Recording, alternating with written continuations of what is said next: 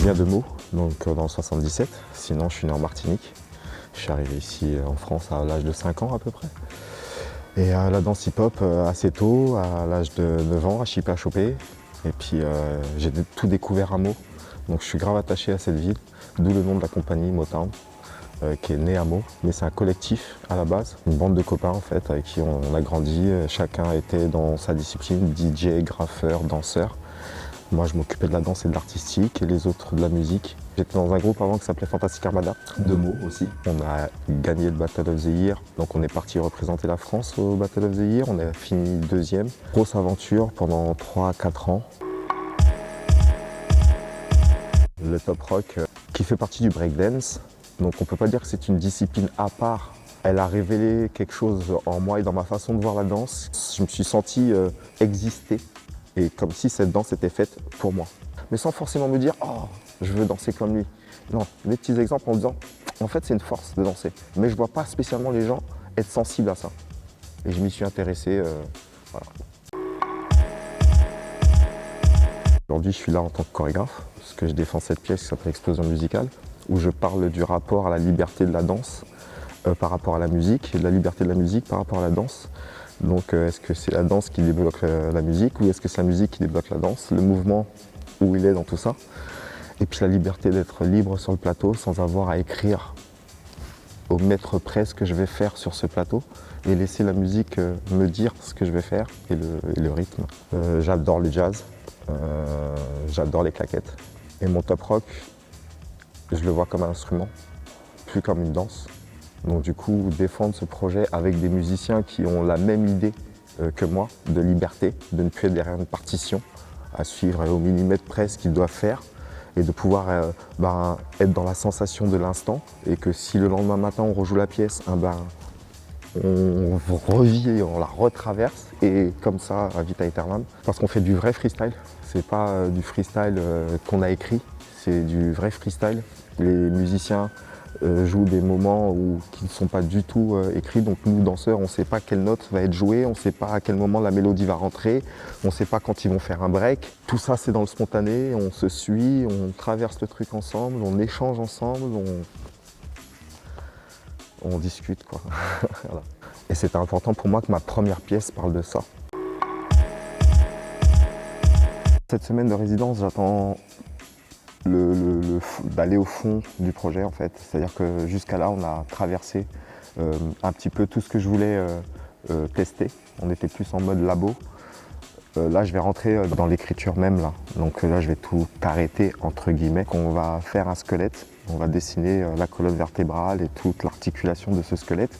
Mais on va laisser les muscles et tous les tendons s'installer un petit peu sur le plateau. On a besoin de ce squelette pour pouvoir avoir un repère dans le temps, pour ne pas se perdre dans le jeu et ne pas se perdre dans ce qu'on est en train de raconter non plus. Vu qu'on est en freestyle, il faut qu'on ait une sorte de métronome, quelque chose qui va nous faire garder le fil du spectacle en fait, sans avoir à nous brider dans ce qu'on est en train de faire.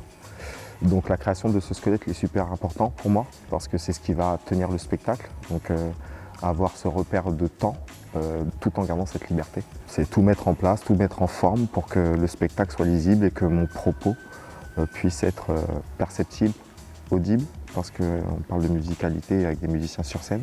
Donc j'aimerais aussi que les gens prennent le temps d'écouter et j'aimerais pouvoir avoir le contrôle et la main mise sur ma pièce sans avoir à la réfléchir quand je suis en train de la jouer en fait. Et être complètement libre parce que je sais qu'on est complètement en accord dans notre squelette et on sait où on va tous ensemble et on saura se rattraper quand ça partira trop loin et se laisser aller aussi parce que là on sent qu'on tient un truc et qu'on peut se permettre de pousser et celui-là c'est pas grave, on rattrapera, on fera peut-être plus court cette partie-là. Voilà, essayer de s'amuser, garder ce rapport au temps complètement libre. On va essayer de faire en 25-30 minutes ce qu'on va faire en 50 et après échanger avec les gens. Pour moi, c'est important cet échange avec le public et le rapport qu'ils vont avoir avec la pièce, comment ils ressentent un travail comme ça en fait. Et de se dire que là, la plupart des choses que vous avez vues sont improvisées. Donc les parties travaillées, vous allez les voir qu'elles sont travaillées, mais sachant que tout le reste c'est improvisé. Et peut-être que des fois, vous allez voir un truc qui pour vous est travaillé, alors qu'il est complètement improvisé. Donc voilà, avoir le retour de ça, c'est important. Donc ouais, ça met la pression, parce que selon l'ambiance, selon la forme, selon l'énergie, bah, forcément, ça va avoir un impact sur le plateau. Et c'est ça que j'attends en fait, savoir Et sachant que la semaine d'après, on sera encore dans une autre énergie, dans un autre espace. Et en fait, voilà, est-ce que ça marche vraiment et est-ce qu'on arrive vraiment à sortir des choses différentes ou est-ce qu'on est pris dans le jeu du tiens, il y a ça qui fonctionne, on le rejoue mécaniquement.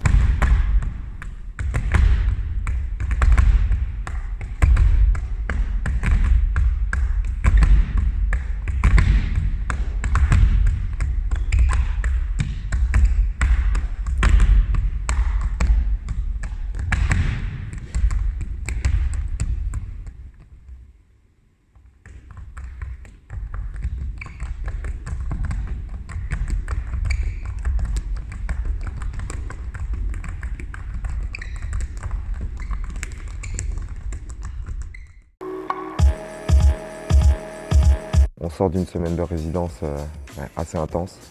Ça s'est très bien passé.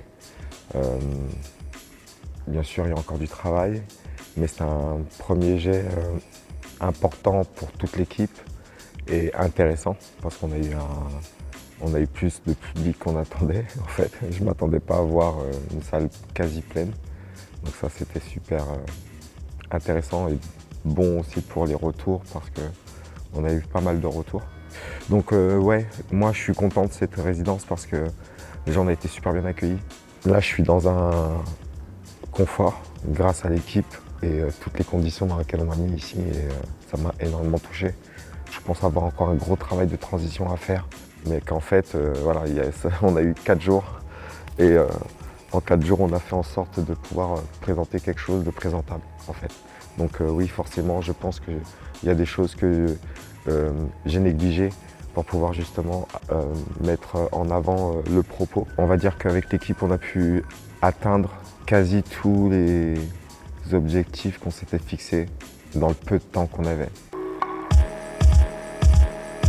La semaine prochaine, on part à Rennes. Donc là, lundi, on arrive à Rennes. On aura 3 jours avant la première, qui sera dans une articulation un peu particulière parce que donc, mon DJ, donc Lyric, va partir en DJ set pendant 2 heures.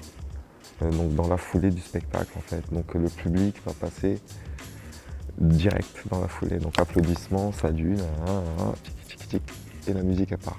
J'adore ce concept. Ça correspond complètement à l'état d'esprit du projet. Mais en dehors de ça, moi ce que j'attends, là donc du coup on a atteint un truc, mais on a encore énormément de travail pour arriver à un absolu. Il y a plein de choses qu'on a traversées, qu'on doit mettre en place, qu'on n'a pas montré au public parce que j'aimerais leur montrer parce que le 21 juin on revient à La Rochelle. Donc on va faire le spectacle dans sa finalité. Donc il y a plein de choses que j'ai pas montrées non plus.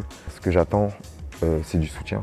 Parce qu'on n'en a pas eu énormément pour pouvoir faire ce qu'on fait et ce spectacle. Donc j'attends énormément de soutien, que ce soit financier ou autre, pour pouvoir avancer.